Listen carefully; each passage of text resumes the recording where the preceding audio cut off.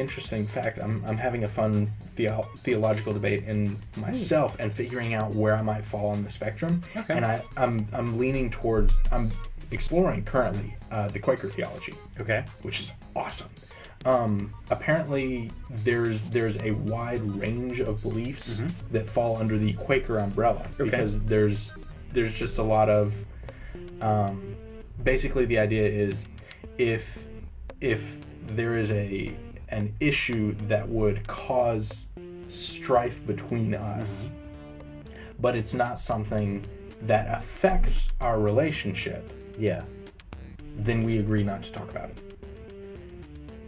If it doesn't affect our relationship, I mean... No, I'm specifically theological stuff. Theological stuff. Oh, yeah. Where if you and I have a disagreement and we are not able to reach an accord, convince the other person, then we just agree to. We're kind of at that point, anyways. Yeah. I mean, so yeah. Exactly, and so like this lines up with what I've already got. So. Yeah, where it's like neither one of us. It doesn't affect our lives. It doesn't affect our friendship. Yeah. Neither one of us are trying to, or neither one of us say anything negative towards the other about their beliefs. Right.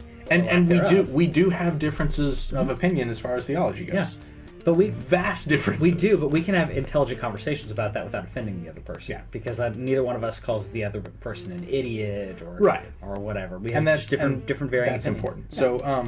So and in exploring that, and there's also a great focus on actually it's kind of similar to the original idea of jihad, which is a spiritual war within oneself. Yes. That's originally what it is in the Quran. Right. Yeah. And so the Quaker idea is looking within oneself to find truth. And that. What they have is a lot of their meetings, instead of being like, 2 songs and a prayer, 2 songs and a prayer, 2 songs and a sermon, and then we all go home. Yep. They'll have friend meetings. And what you do is you go and you sit in the meeting, and it says that typically you'll sit for about 2 minutes. And if someone has something to say, then they'll say it. Okay. And then they'll be quiet.